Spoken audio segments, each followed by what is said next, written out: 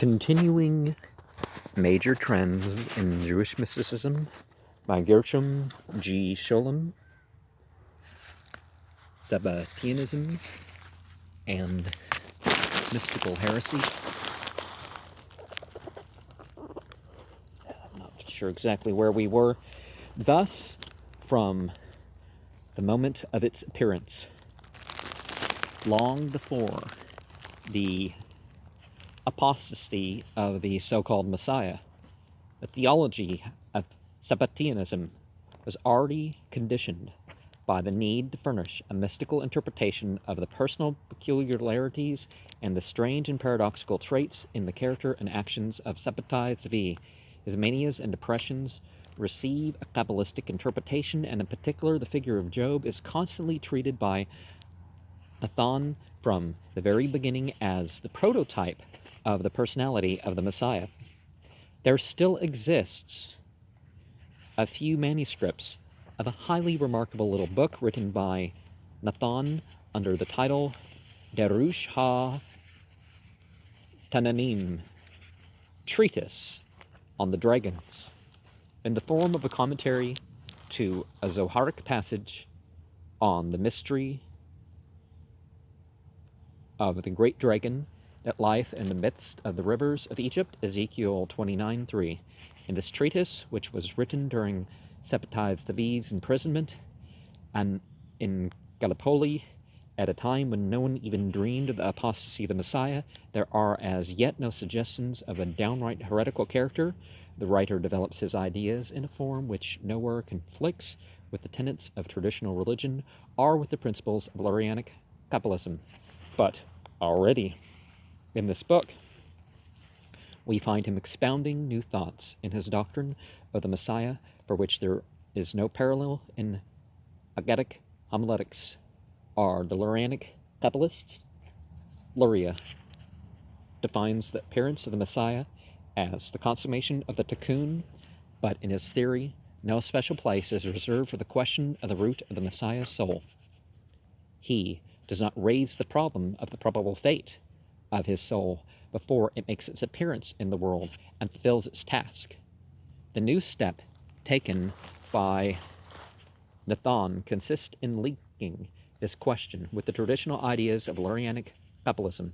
According to Nathan, there exists a certain relationship between the Messiah and the course of all those intrinsic processes of which I have spoken in the last lecture: Testem, Tesum, Shevarah, and Tikkun. In the beginning of the cosmic process, Ein Sof withdrew his light into himself, and there arose that primal space in the center of Ein Sof in which all the worlds take birth. This primal space is full of formless, hylic forces, the Klepoth. Oh, what's that Greek word mean? Hylic. The exactness of it. Well, kind of like a Dybbuk, right? Anyways, the process of the world consists in giving shape to these formless forces and making something out of them. As long as this has not been done, the primal space, and in particular its lower part, is the stronghold of darkness and evil. It is the depth of the great abyss in which the demonic powers have their abode. Well, I wouldn't say that any particular space has that. It's just positive or negative. Certain entities may attach to certain issues that people have.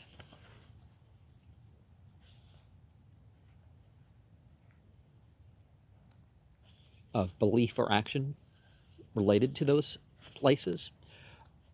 When, following the breaking of the vessels, some sparks of the divine light radiating from Ein Sof in order to create forms and shapes in the primal space fell into the abyss, there also fell the soul of the Messiah, which was embedded in that original divine light. Since the beginning of creation, this soul has dwelt in the depth of the great abyss, held in the prison of the Klepoth, the realm of darkness.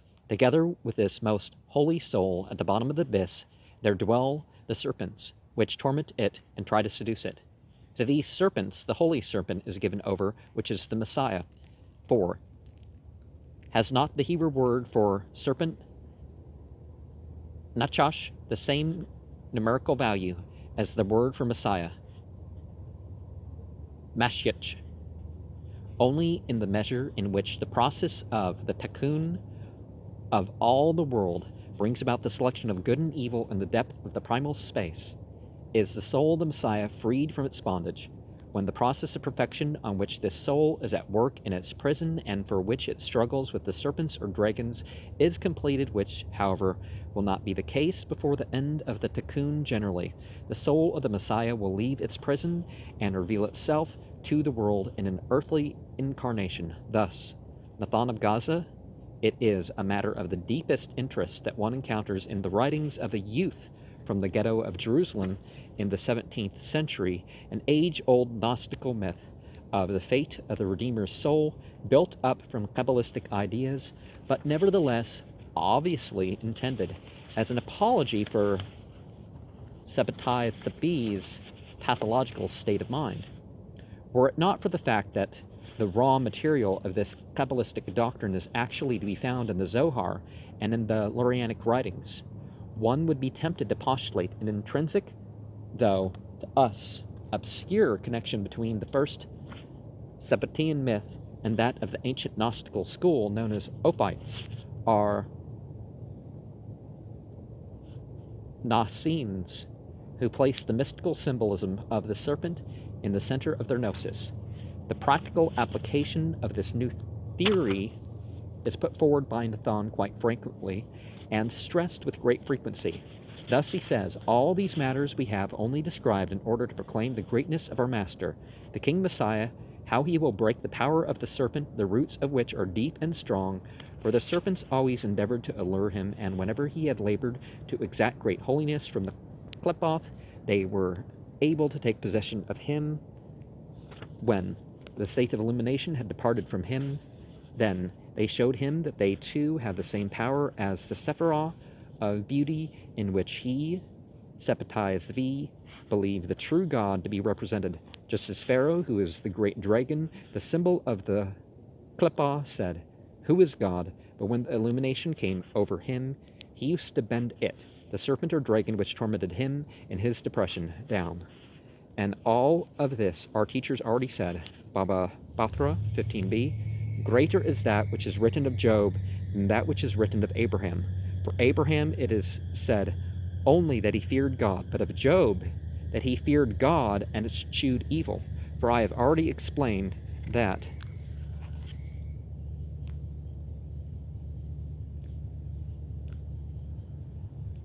above that, in the scripture, the Redeemer is called Job, because he had fallen under the domination of the Qliphoth. This refers to the days of darkness, which are the days of his depression, but when the illumination came over him in the days of calm and rejoicing, then he was in the state of which it is said, and eschewed evil, for then he emerged from the realm of the Qliphoth, among which he had sunk in the days of darkness. In this interpretation, therefore, the metaphysical and psychological element are closely intertwined. Or to be more exact, they are one.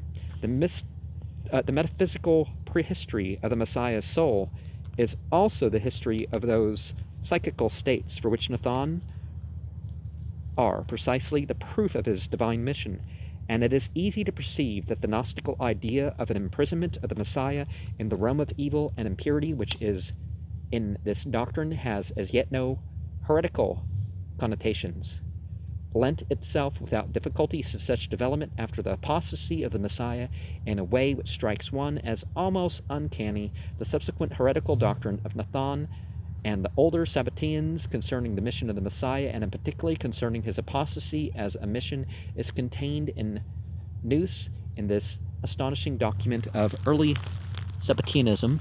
And we start part 4 of this lecture, which is another 5 pages, but well, no, 5 pages. It seems to me that the facts which I have briefly outlined thus far in this lecture throw considerable new light on the origins and the course of the Sabbatian movement. Having established these facts, I now prepare, in speaking of Sabbatianism, to give special attention to the religious movement which developed in consequence of the tragic apostasy of the new Messiah, and both directly and indirectly deepened the paradoxical nature of his step.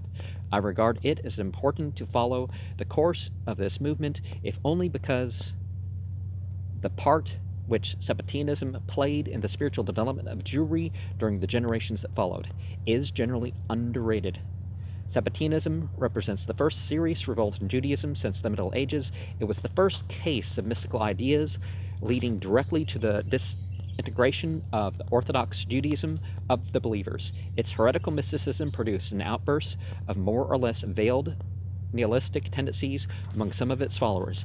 Finally, it encouraged a mood of religious anarchism on a mystical basis, which, where it coincided with favorable external circumstances, played a highly important part in creating a moral and intellectual atmosphere favorable to the reform movement of the 19th century. To trace the history of Sabbatianism through its various stages objectively seen era et studio has been impossible as long as two distinctly opposed but equally strong emotional currents combined to prevent the description of this most tragic chapter in later Jewish religious history.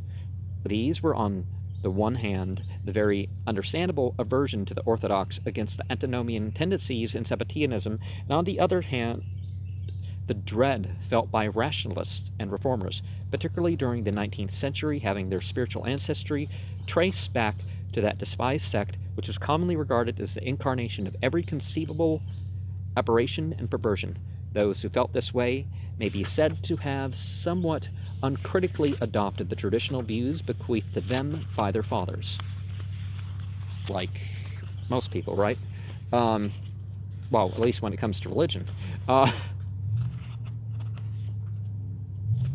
In the 18th century, the Common Era, to be called a Sabbatian was to all intents and purposes equivalent, so far as the effect on ordinary public opinion was concerned, to be termed an anarchist or nihilist in the second half of the 19th. I could go on telling about my own difficulties in trying to penetrate into this vanished world, difficulties which arise not so much because the supposed obscurity or abstruseness of the Sabbatian doctrine, which is largely a myth, but from the fact that most, if not all, the theological and historical documents which could throw some light upon it have undoubtedly been destroyed. That this should be so is no less understandable from the psychological point of view than it is sad for the historian.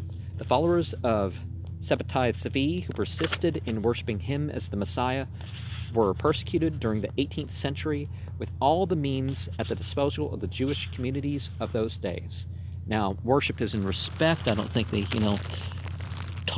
treated him like a god, like the Christians did with their supposed Messiah.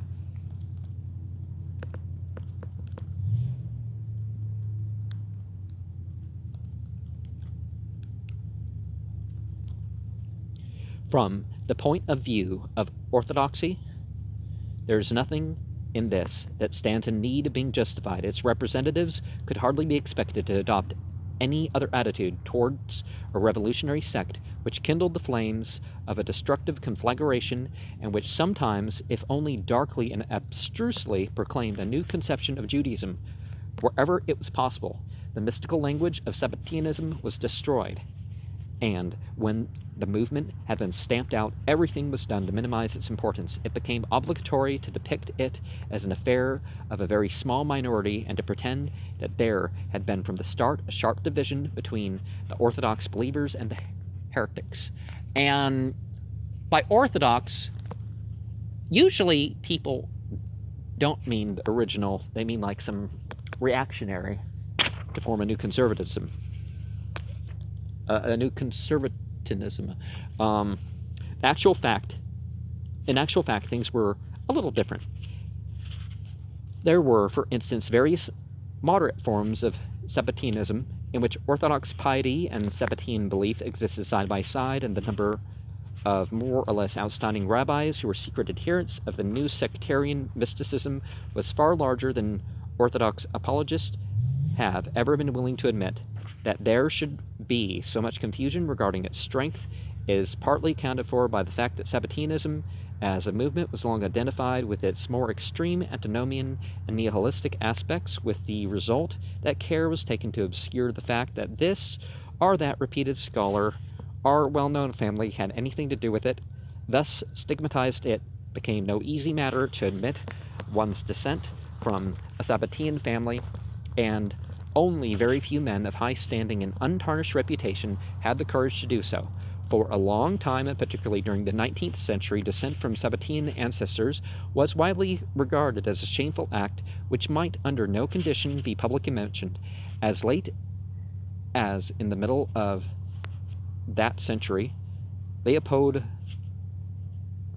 Loew, the leader of the Jewish reform movement in Hungary, who in his youth had come in touch with the Sabbateans in Moravia, wrote that in their circles much was done to propagate and encourage the new rationalist movement. Yet in the whole of Jewish historical literature you will find no reference to this highly important relation between the mystical heretics and the representatives of the new rationalism. It is as though this spiritual and often even ancestral relationship was regarded as something to be ashamed of. In several famous Jewish communities where Sabbatean groups played an important part right up to the beginning of the 19th century, care was taken to destroy all documents containing the names of sectarians whose children or grandchildren had risen to influential positions, not infrequently owing to their early attachment to the new world of emancipation. The important part played by religious and mystical movements in the development of 18th century rationalism is today a generally accepted fact so far as the Christian world is concerned, and in England and Germany in particular much work has been devoted to the task of unraveling these subterranean connections. Thus, to take an example, it has become almost a commonplace that the radical Pietists, Anabaptists, and Quakers represented such mystical movements in the spirit of which, although nourished from the purest of religious motives, created an atmosphere in which the rationalist movement, in spite of its very different origins, was enabled to grow and develop so that the end both worked in the same direction. Mutatis mutandis. The same applies to Judaism. It is not as though the Sabbateans were a species of Quakers, many of them were anything but that, but here again the attempt of a minority to maintain in the face of persecution and vituperation contain certain new spiritual values which corresponded to a new religious experience, facilitated the transition to the new world of Judaism in the period of emancipation. Some authors have regarded for the 18th century Hasidic movement as the trailblazer for the modern emancipated Jewry of the 19th. S. Hurwitz was the first to offer vigorous opposition to this romantic misconception, and to stress the fact that this description might with far greater justice be applied to Sabbatianism. As we have seen, Lurianic Kabbalism had in the 17th century become the dominant spiritual influence through the entire diaspora. It is, therefore, hardly surprising that the explosion of Sabbatianism, bound up as it was with the preponderant influence of the older school, affected fairly large parts of the community. Although it never succeeded in becoming a mass movement. By contrast, with its comparatively very limited strength, it had a peculiarly deep and lasting effect upon many of its adherents, yet its numerical strength must not be underrated. Immediately after the apostasy of Sabbatized to be, larger groups, particularly among the Sephardic Jews, showed themselves susceptible to the propagation of apostasy as a mystery. In Morocco, this tendency was especially marked, but it was also noticeable among many communities in Turkey, particularly in the Balkans, then under Turkish domination. At first, too, the propagation for the apostate Messiah was conducted quite openly. It was only later, after a number of years, when the expected triumphant return of Sabbatized to be from the spheres of impurity had still not occurred, that Sabbatianism changed its character. From a popular movement, it became a sectarian one whose propagandist work was conducted in secret. The transformation did not take many years. Comparatively soon, Sabbatianism took the form of a more or less loosely organized sect whose adherents met in secret conclave and were at pains to hide their ideas and activities from the outside world in order to avoid persecution. This occurred in spite of the recurrent appearance of prophets, or so-called entities, who believed that the time was ripe to proclaim the secret of Sabbatai Tzvi's messianic mission. In view of his impending reincarnation as Messiah, as the years went by, the new Kabbalah, which purported to correspond to the new Messianic age and to replace the Lurianic doctrine, began to occupy a larger place in Sabbatian thought than the doctrine of the Messiah's return. Quite a number of writings, which belong undoubtedly to the theological literature of Sabbatianism, hardly mention this subject at all, partly out of precaution, but in part also because other problems had come into the foreground. For all this conscious and unconscious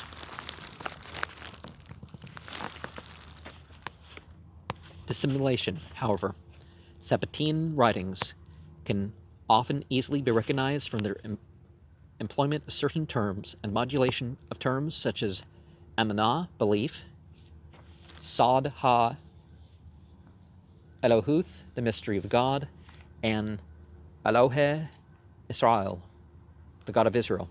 To turn to its spread as a movement, its first really important strongholds apart from the Balkans were to be found in Italy and Lithuania. It is an interesting fact that in Lithuania, Sabbatianism never struck firm roots and disappeared more completely than in most other countries inhabited by Ashkenazic Jews.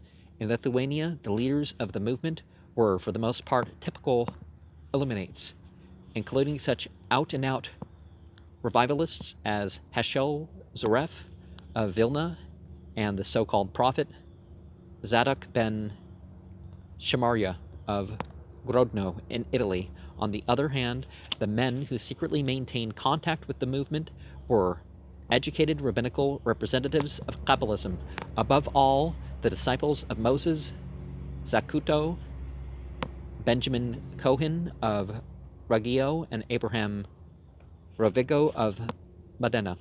Generally speaking, in Italy, the influence of the moderates was preponderant, while in the Balkan communities, radical and even nihilistic tendencies were soon to gather strength, owing mainly to the activities of one man, Hayam ben Solomon, better known as Hayam Malak, who was at first under the influence of the Italian and later of the Turkish believers. The sect spread to the southern provinces of Poland, which a large part was at that time under Turkish sovereignty.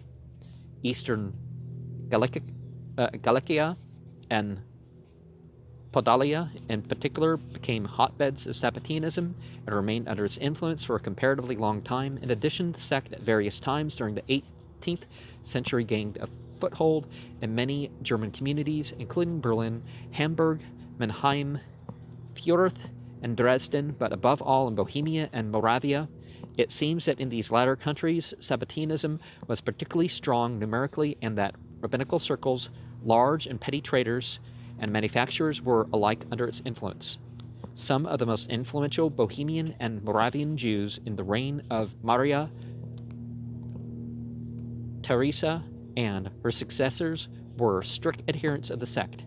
Twice, Sabbatianism took the form of organized apostasy by large groups who believed such repetition of the Maronic example to be the way of salvation. The first time in Salonika, where in 1683 of the Common Era, the sect of Doenme, as the Turks called them, the word meaning apostates, was founded, its members outwardly professing Islam, and for the second time in eastern Galicia, where the followers of the sinister prophet Jacob Frank in 1759 entered the Catholic Church in large numbers. Now, was it sinister because he was a polytheist, or why? The members of both groups continued to call themselves Ma'aminim, believers, namely in the mission of Sabbatai Tzvi, the common name used by all Sabbatians when they speak of themselves. The members of both groups remained in close contact with the extremist wing of Sabbatianism, even after their formal apostasy, which they regarded, of course, as purely extrinsic. This was particularly true of the followers of Frank, most of whom remained Jews, almost all in Bohemia and Moravia, and the majority also in Hungary and Romania, it was the influence of these elements which had not openly cut themselves off from rabbinical Judaism, which, after the French Revolution, became important in fostering the movement towards reform, liberalism, and enlightenment in many Jewish circles. Around 1850 of the Common Era, a consciousness of this link between Sabbatianism and reform was still alive in some quarters. In circles close to the moderate reform movement, a very remarkable and undoubtedly authentic tradition had it that Aaron Korin, the first pioneer of Reform Jewry in Hungary, was in his youth a member of the Sabbatian group in Prague. Very interestingly enough, the Enochian stuff had a very important place in Prague a few centuries before that. Well, I mean, it didn't have popular support like this, though. Prosnitz and Hamburg, both in the 18th century centers of Sabbatism propaganda and the scene of bitter struggles between Orthodox and the heretics, their sympathizers were among the chief strongholds of the Reform movement in the beginning of the 19th century, the sons of those Frankists in Prague who in 1800 still pilgrimed to Offenbach near Frankfurt, the seat of Frank's successors, and who educated their children in the spirit of this mystical sect, were among the leaders in 1832 of the Common Era. At the first Reform organization in Prague, the writings of Jonas Wethle himself, the spiritual leader of these Prague mystics around 1800, already display an astonishing mixture of mysticism and rationalism. Of his extensive writings and extremely interesting commentary to the Talmudic Agadoth is extant in manuscript, from which it is clear that his particular pantheon had room for Moses Mendelssohn and Immanuel Kant side by side with Sabbatai Sevi and Isaac Luria. And as late as 1864 of the Common Era, his nephew, writing in New York, lengthily praises in his testament his Sabbatean and Frankist ancestors as the standard bearers of the true Jewish faith, i.e., of a deeper spiritual understanding of Judaism. And I don't think we can say that there ever was one Judaism, and maybe the right form, as far as Judaism is concerned, would vary per your area, right? But anyways, we start with part 5 here. The question remains why and how it happened that the Kabbalists, who came under the influence of the Sabbatian movement, became the bearers of ideas which brought them into more or less open conflict with the tenets of rabbinical Judaism. Let me recall here what I have said in the last lecture about the doctrine of redemption through tikkun. The mystical conception and interpretation of exile and deliverance was, of course, originally based upon actual experience of the exile and upon the popular ideas of the way in which redemption would take place. The very conception of deliverance had a practical and historical connotation. Liberation from the yoke, new freedom, these were enormously powerful messianic motivating forces which went into doctrine evolved by the Kabbalists of Safed. In their interpretation, the popular conception of messianism and national restoration was transformed into a drama of cosmic importance. Redemption is no longer primarily a liberation from the yoke of servitude and exile, but a transformation of the essence of creation that is conceived as a process which runs through all the visible and the hidden worlds, for it is nothing but tikkun, the restoration of that great harmony which was shattered by the breaking of the vessels and later by Adam's sin. Redemption implies a radical change in the structure of the universe.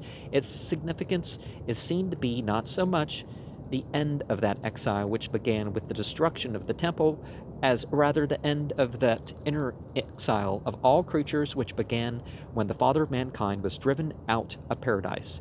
The Kabbalists laid far greater emphasis on the spiritual nature of redemption than on its historical and political aspects. These are by no means denied or discounted, but they tend more and more to become mere symbols of that mystical and spiritual process of which I've spoken.